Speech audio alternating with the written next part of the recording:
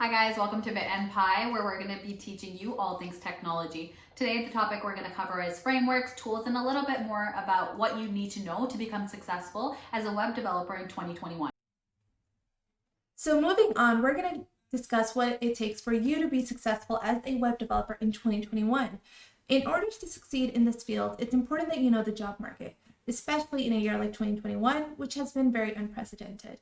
Demand for developers is booming. The downside to this is that the market is very competitive. You'll probably need to pick up multiple languages and really hone your skills in order to get the best jobs. Keeping up with hot frameworks and languages is key to staying relevant. In order to explain this further, we have software developer Farouk, who has extensive knowledge in this field. Can you please explain to us what HTML, CSS, and JavaScript are and how they are used? Yes, in web development, HTML is a markup language, whereas the CSS is a look and feel, and JavaScript is a language where we interact with DOM. So as I mentioned, it's really important that you know your job market. So all this data is retrieved from Stack Overflow, and it discusses the most popular technologies. It's important to know what the most popular technologies are so that you know where to put your focus. So over here, as you can see at the top, 67.7% is allocated to JavaScript, while HTML and CSS are at 63.1%. So what's recommended is that you focus on one language at a time. That way you're able to really give them your undivided attention, and there's less of a learning curve, especially when you're starting off just at home. Now that we know more about where this data comes from and what it represents, we're going to dive deeper into web developer salaries. This is something that's really asked about, especially from people who are new to this industry, because they want to know what the potential is for salary and how it compares to what your experience level is. So as we can see over here, $85,000 is the 50th percentile. So this is the median pay, and this is with 2 years of front-end developer. It's important to note that this is the stats for the United States, but it's comparable for here in Canada. And it is $91,000 for 5 years of experience. Web development is a well-paying job no matter what specialization you choose. Of course, the web languages that you know will play a bigger part in your salaries and what jobs you can land. As with non-development work, keeping yourself up to date and expanding your horizons on new languages, frameworks, tools, and initiatives will help grow your expertise and make you more marketable in front of employers. So we're back here with Farouk, who's going to explain a little bit further the foundational elements that you should know about HTML and CSS. So as listed here, the different components of HTML can be known as HTML DOM, HTML layout elements, form elements, HTML APIs, web storage and geolocation, WebSocket API, cross-origin resource sharing, HTML media, audio and video, HTML graphics, canvas, and SVG. Similar with CSS, there's cascading and inheritance, media queries, flexbox and grid, responsive web design, and some resources that you can use just online to use at home. To learn more about these is W3 Schools, Udemy, and YouTube. So we're going to ask Farouk to explain a little bit further what these mean. Can you please explain to us what form elements is?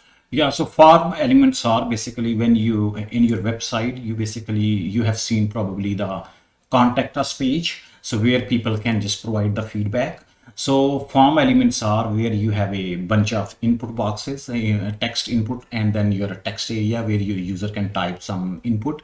And then upon pressing a button, then the data will be posted to the server. So those are the form elements. Okay. And for CSS, can you explain further what cascading and inheritance refers to? Yeah, the cascading is basically the multiple styles can be applied on a single element, and inheritance is basically you do from top to bottom, such as parent to children. Okay.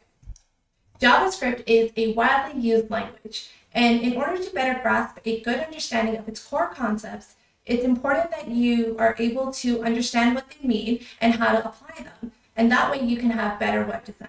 So just going down the list here, there is understanding variables in scope, IFI, prototype, closures, callback, hoisting, currying, memorization, map, reduce, and filter, the apply, call, and bind methods, ES6, promises, and observable, async, and await. So we're back here with Farouk, who's going to explain just a couple of them so you guys get a better understanding of what they mean. So can you please explain to us what understanding variables and scope is? Yeah, in JavaScript, scope is basically everything. So variables can be defined in three different ways with the keyword var, constant, and let. And scope is basically there are two type of scope. So you can have a global scope and you can have our local scope. And now next thing as you said, the three functions such as map, reduce, and filter, they are very important in array. So in JavaScript, array is very important when you are building basically a list or your collection. So you will be using the array functions.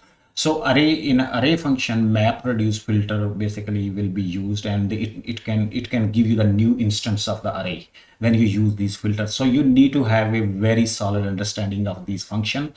React or Angular or vanilla JavaScript, they heavily use these functions, and everywhere when you are doing when you are looping through the collection, so you need to use either map, reduce, or filter. So it's better you have a better understanding and you have a good knowledge about these functions. Yeah. And as before, there's these platforms that you guys can use at home so that you get a better understanding of what these core concepts are. There is javascript.info, Udemy, Egghead, Frontend Masters, and of course, YouTube. So now we're going to be talking about the frameworks that exist within JavaScript and CSS.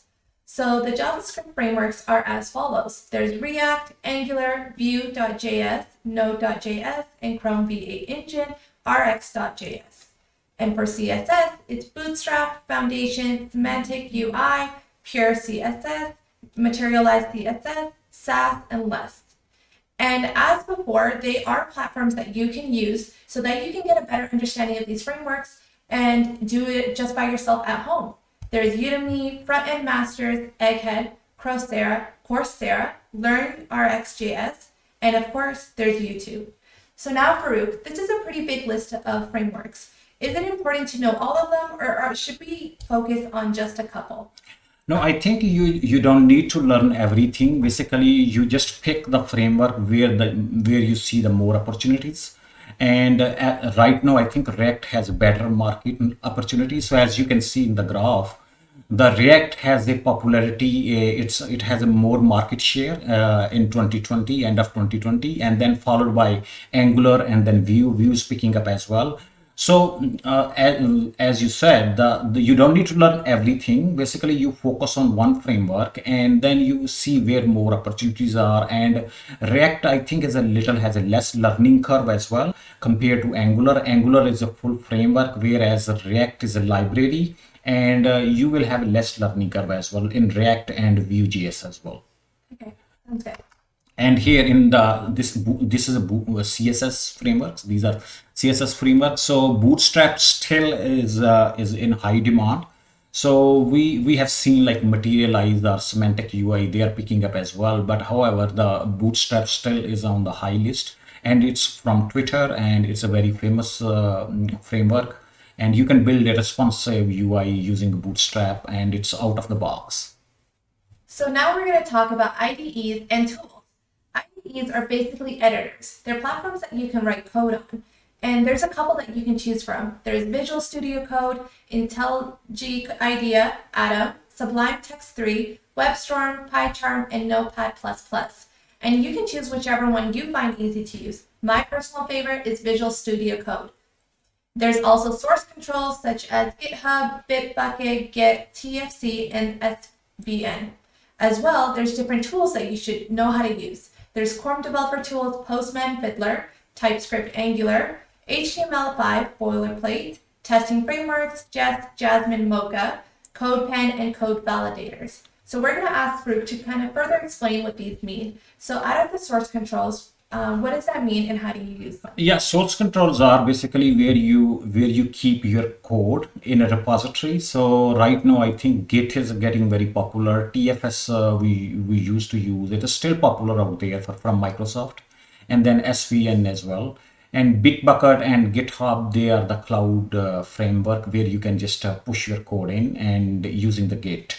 So the tools, they are very important when you are building your application. So a lot of time you're gonna face a lot of challenges, like your application is not working as expected, and you need to debug, right? And you need to see what's going on behind the scene.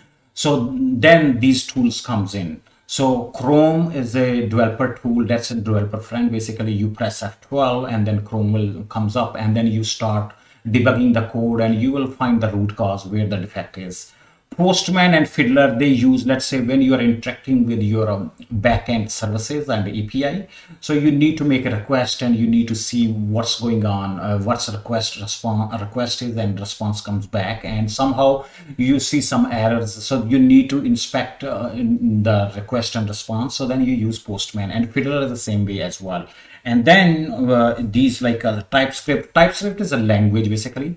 So TypeScript is a language, it's a high-level language for JavaScript. It's basically translate the JavaScript, it translate into JavaScript. So Angular use the TypeScript, and then these testing framework, as you said, you can these are for test cases. You can use HTML boilerplate. These are the built-in boilerplates. You just download, and then there are some like built-in functionality. You just build on top of it.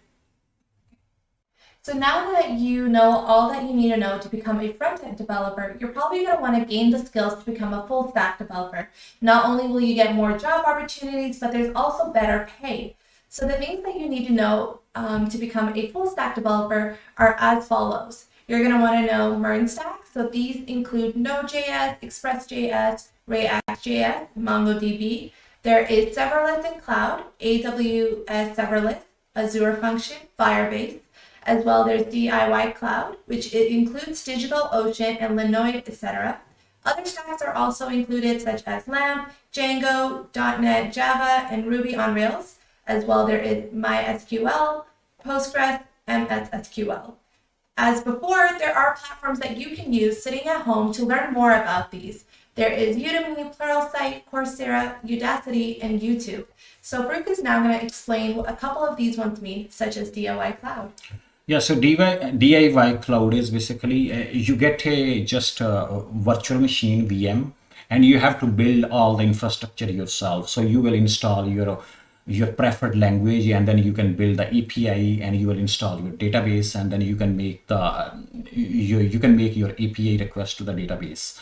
Whereas the serverless and cloud, such as AWS or Azure or Firebase, they give you the solution out of the box, and it's very easy to use. Okay, you guys, we're almost to the end. I hope that was really helpful so far. So we're going to talk about salary with experience, so you know the full potential of what you can earn as a web developer in 2021. So as a full stack developer, which we talked about just in the last slide, you have the potential of earning up to $137,000. So that is the 75th percentile. So it ranges between that to 79,000. Not bad. And this is with 5 years of experience. Okay, guys, we've reached the end of the presentation. So we're going to talk about timeline and projects and what you need to do to stand out from the crowd and really build on your resume.